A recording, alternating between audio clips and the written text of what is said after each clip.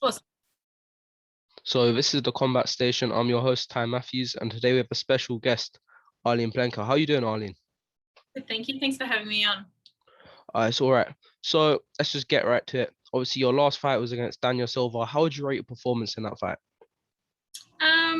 Yeah, I was obviously happy to get back in the win column after my loss to Chris last year. But yeah, like me, I'm my own worst critic. So there's definitely things in there that I wanted to improve on. But I felt like I probably should have stepped up the pace a little bit more. I kind of cruised through it until the third round when I got the stoppage. But yeah, at the end of the day, I was just happy with the win, I guess. So obviously, after that fight, there's a lot of you basically fought most people in the Bellator featherweight division. Who do you want next, though? Well, I want to make the right steps to get myself back to that title shot. So, I'm at number 2 at the moment. So a rematch with Julia Budd would be great. I've dropped some losses to her, so I feel like I've got unfinished business.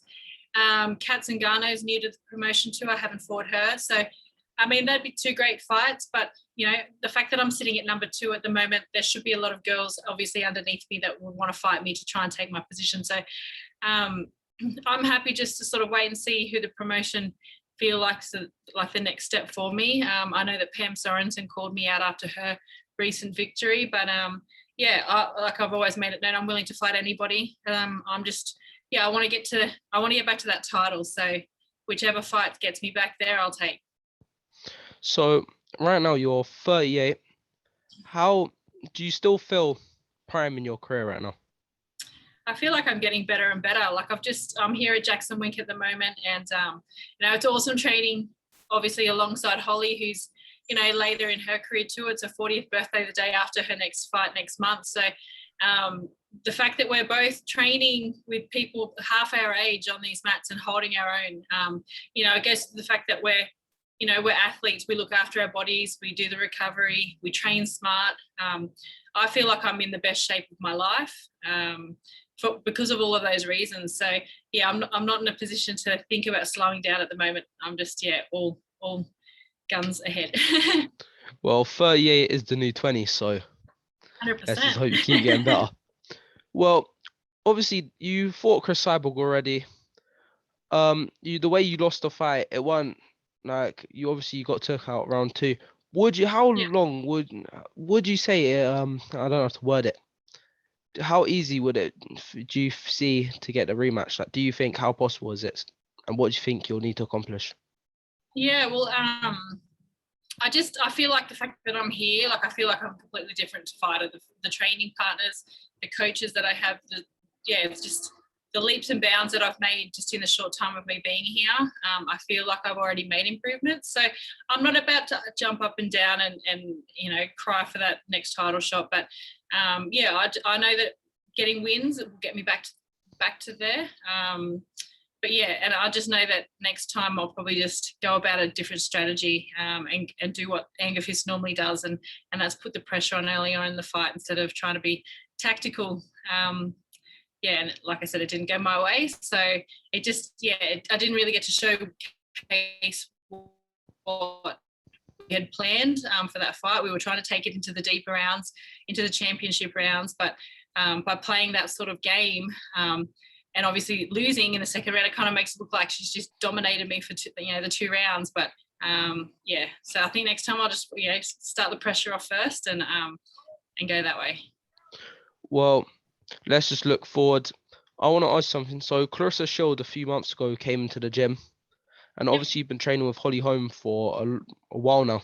What have you took from both of them, especially Claressa with the boxing?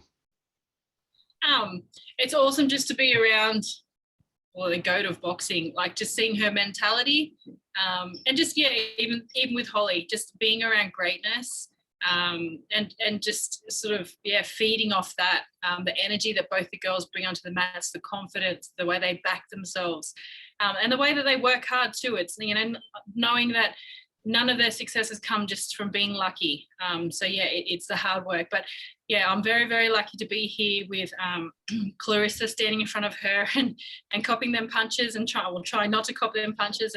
And Holly, who's just an all-round athlete now. She's not, by no means is she a boxer that's transitioned to MMA. She's an MMA fighter.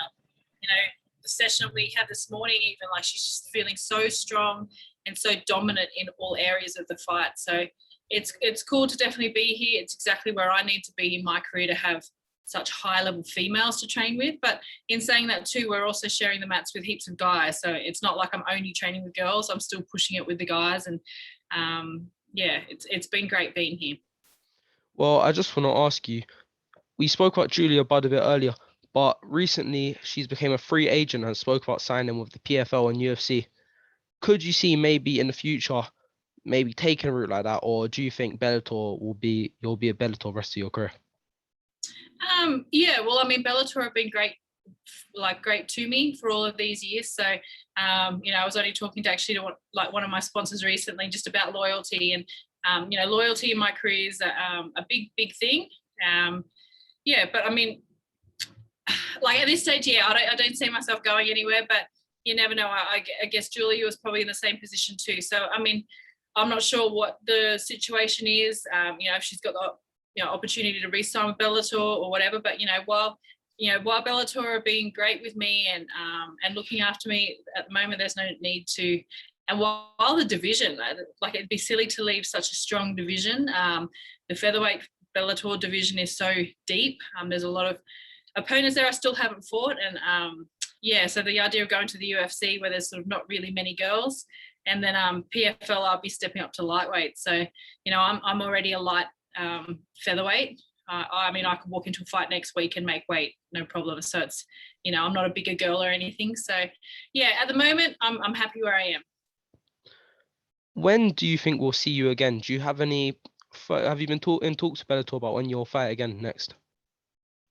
Yeah, well, I'm actually still here in America from my fight in July. So, there's been a bit of a story behind that. Like I was meant to fly home July 23rd, and the Australian border restrictions with the whole COVID outbreak, and that's pretty much made it impossible for me to get home. So, it's been 2 months since my last fight. I flew back here to Jackson's and just jumped back into training.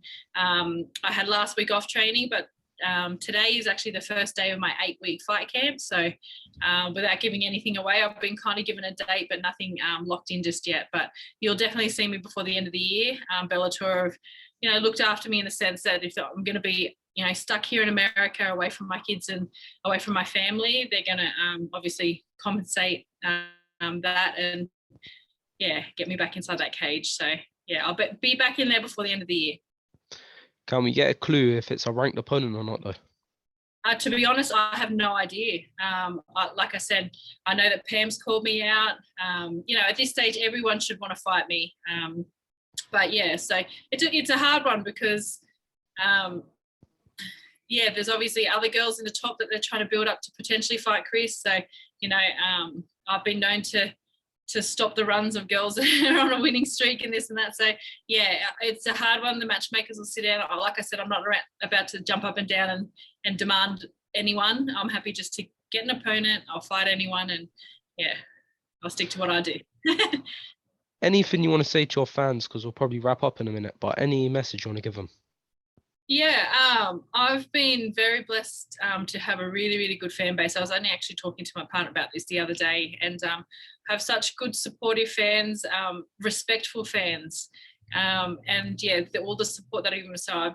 Without fans, there isn't a sport. So it's great to see that the fans are actually allowed to be back cage side now and watch fights. So that's super cool. But I appreciate everyone following me and all the support that I get. And I hope that I inspire people. Like you said before, I'm 38 years old. So, I'm still performing at, my peak levels. So, anyone out there who thinks it's too old to go and achieve any goals or try something, then, look at me as an example. Well, Arlene, it's been a pleasure. You're aged like a fine wine. And hopefully soon we'll get you back on when you get a fight announced. Awesome. Thank you. Appreciate it. This has been the Combat Station and we're out.